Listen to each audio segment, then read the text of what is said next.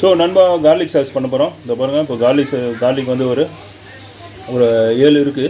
இப்போ 7 மிக்சியில் போட்டுறோம். ஸோ ஒரு முட்டையை போட்டு உடச்சி போட்டுடலாம். முட்டை வந்து மஞ்சள் கருவு மட்டும் எடுத்துடணும் தனியாக. ஓகே, ஸோ அதை நான் எப்படி எடுக்கிறேன் மட்டும் பாருங்கள்.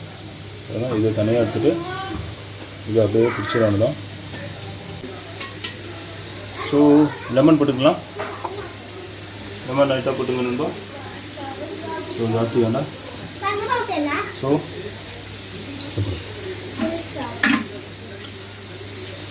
இதில் வினிகர் போட்டுக்கலாம்.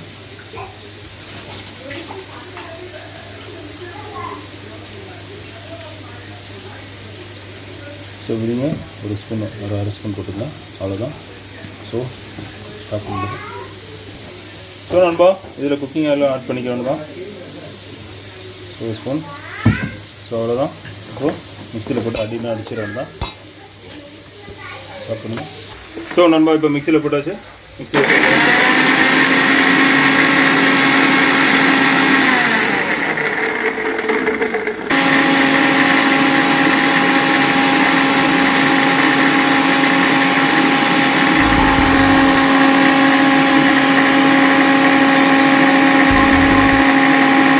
ஆயில் கொஞ்சம் ஊற்றிக்கலாம்.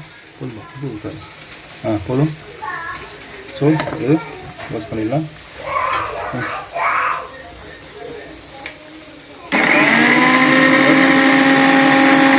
போடுங்க நண்பா.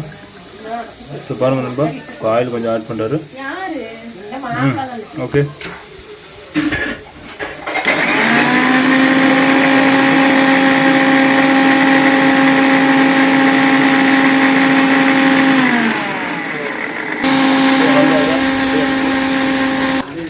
ஸோ நண்பா இது ரெடி ஆகிடுச்சு, இந்த கார்லிக் சாஸ்.